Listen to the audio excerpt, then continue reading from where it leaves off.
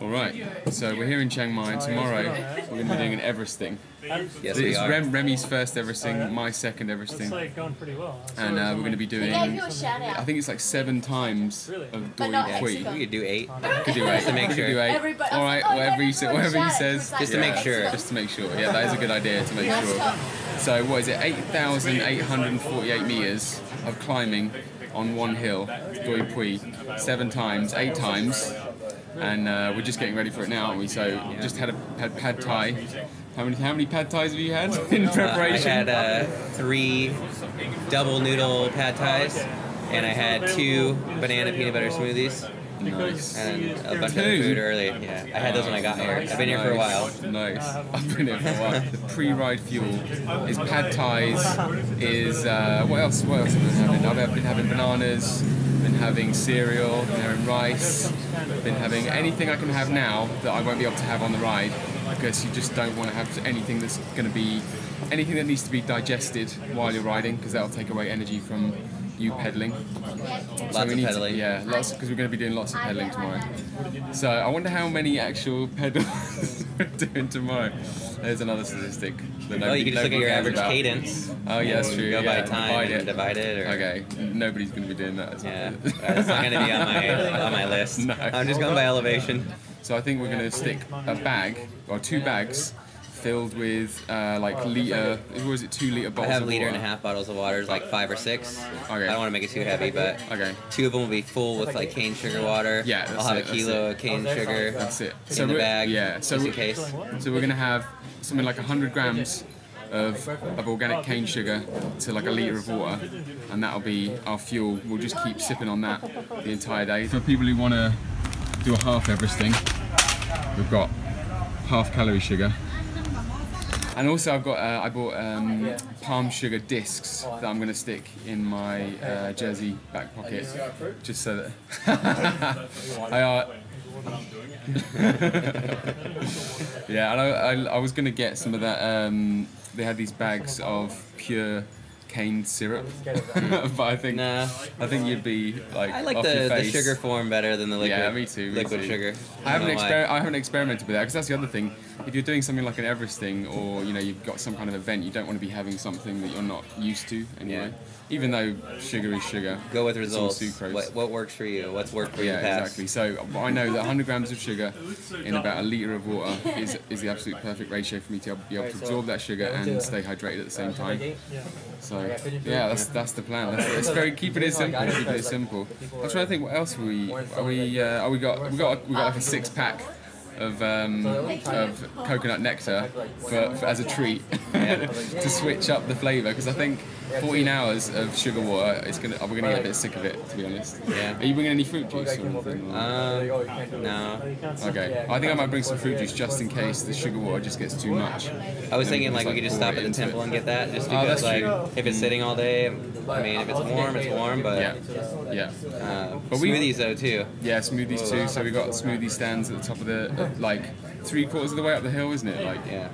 So I smashed it in today too, so I even ate a little bit of fat. I'm not gonna lie to you guys. Oh my god. I've been getting lean as fuck riding, and so I was like, I'm gonna burn so many calories tomorrow. Like if I eat some like greasy food today. Yeah, it's probably a good idea. I've been eating durian most of today. I've just been stuffing in the durian. I found some like 9 out of 10 durian, and I was just like. Just all over my face, all over my fingers. It was great. So tomorrow, because I think we're going to burn like maybe 10,000 calories, which is a lot. Pretty close. So sugar water is required. So that is the plan, keeping it simple really for the ride.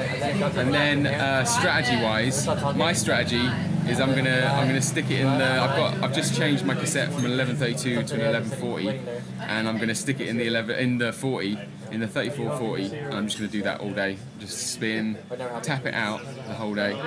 Cassette, 8 times. I got a 40 in the front, 42 in the back. So it's like a 36, 34. Yeah. So we easily got enough gears. It's going to be interesting, because the Everest thing I did before, there's 2 things about the Everest thing I did before. One, well, it was 180 times, so it's going to be interesting to see what the difference is between 180 times and 8 times up a mountain doing an Everest thing. So that's going to be interesting, whether the mental aspect of having to go again and again and again is harder than just a continuous climb. So that's going to be interesting. And then also, I had a 34 on the last Everest thing, and it didn't do the job as I wanted to, because I couldn't keep the cadence up. My average cadence for the entire ride was like something like 80 or 90 or something, and I think I could have kept it up a bit higher than that. So this time, probably going to aim for about 100 cadence, because that's gonna mean minimum fatigue throughout the ride. Hell yeah. Yeah. What about you? What are you thinking? What are your thoughts? Yeah, spin to win. Spin to win. I honestly I was like borderline grinding last time we did it twice, but I mean, you just got to go slow and pace yourself, because we're just trying to get the elevation. We're not trying to win a race. Yeah, exactly. Yeah, yeah. I want to do this, so I don't care if it took me. Well, I mean, obviously I want to do it in a day, but yeah, I mean, I'm not worried about that. No, I think the only way that we can fail is either some kind of accident or like a really, really bad mechanical. No more accidents, please. No. Well, so we're going to take it easy on the downhills, but yeah, I think the will is there to get to the summit of Everest.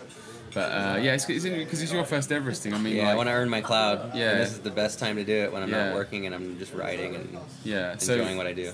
So your drive to do this Everesting is to get that cloud, to say that you've climbed that amount of meters in a single ride. It was just one of my 2017 goals. My 3 goals this year for cycling are: I want to do an Everest, I want to do a 300-mile day, and then I want to do a 24-hour ride in 70 miles I can actually do in 24 hours. Nice, nice. Just because I'm into that longer endurance style type thing, and I know that riding 24 hours will really push me beyond my threshold. Yeah. Because I love riding long rides, but that might make me not like long rides, like to that extent. So I'll know what I'm capable of. So I want to see what is possible. Yeah, and try to do it flat. Because usually, like, all the 200-mile rides I do have like about 11,000 feet of climbing, so about 4,000 meters. Yeah. For a few meters, like. Yeah. Because the thing is, no matter how many times, how many repetitions an Everesting is still an Everest is an Everest, and it will show you what you're made of. Yeah. Like, it will show you like a lot about yourself. You'll by the end of tomorrow, you will have learned something that you didn't know before. You know, I've been cycling for 10 years, and I know people that have been cycling for less than a year and done Everest like a couple times already, or like a couple years, you know. And it's just all about mental strength, wanting to do it. You got to want to do it. I've been wanting to do it. Yeah. I always have excuses like, oh, I work too much, or I don't get enough rest. Now I don't have an excuse. About to go home and go to bed and get ready for tomorrow. Awesome. Yeah, yeah. So my drive is to experiment, to see what the difference is. You know, I did my last Everesting. I did it in the dead of winter, and it was dark most of the day, and it was below 0. And so it's probably going to get to something like 35 centigrade at this time. And it's only set at 8 reps as opposed to 480. So that'll be a lot better for you. Yeah, I think so. I can't think that this is going to be harder than doing the other Everesting, but we'll find out. I'm sure I'm going to learn something. We will find out tomorrow. Let's do it. I'm looking forward to it. 4 a.m. We'll see you then.